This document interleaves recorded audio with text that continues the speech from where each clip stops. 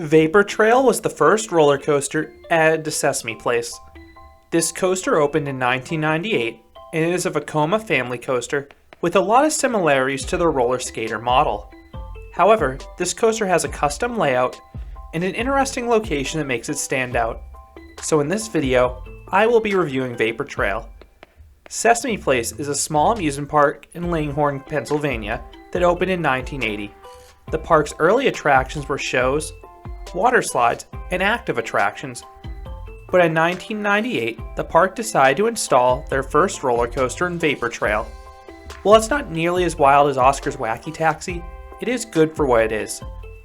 The ride is located immediately to the right of the park's main entrance on a hillside.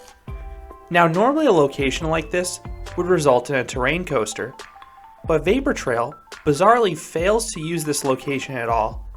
Instead, the coaster's layout looks as if it were designed to work on flat ground. As a result, the supports are comically tall and the ride looks like it's on stilts. The ride has 2 trains with 10 rows in each. The park will run 2 trains in busier days, which is surprising considering how short this coaster is, but it is appreciated. Because of the ride's proximity to the main entrance, this attraction gets its longest wait immediately after opening, and the wait time decreases as the day goes on. While this coaster isn't overly thrilling, I would recommend the back car if you want a little extra oomph. But this coaster is extremely smooth in all rows for guests of all ages.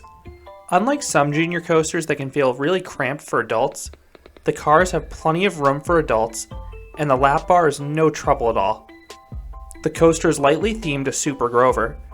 The trains look like sleek rockets, and the ride has a few audio announcements when you're dispatched, ascending the lift hill, and returning to the station.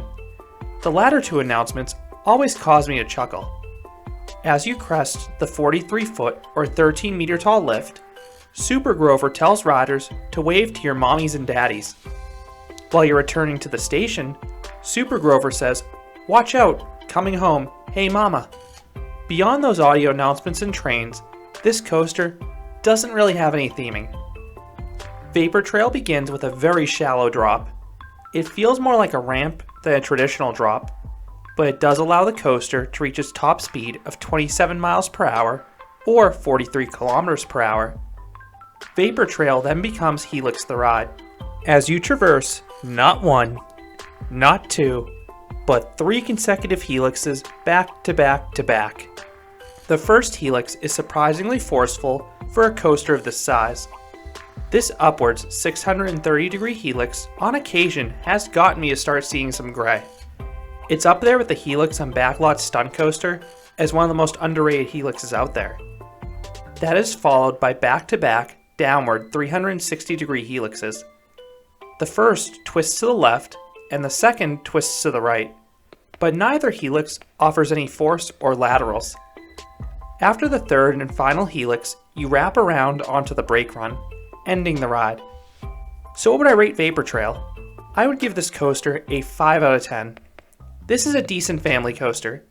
It will understandably appeal mostly to kids. I mean, just look at this park's audience. And it would be a great transition coaster from a true kiddie coaster to something a bit larger. But it is an enjoyable ride even for adults too. The ride is very smooth, and that first helix is no joke. The ride is short though, and it's a shame it never capitalizes on its location on the hillside. So those are my thoughts on Vapor Trail, the only steel roller coaster at Sesame Place. Have you ridden this coaster? What are your thoughts on this attraction? I would love to hear what you think down in the comments.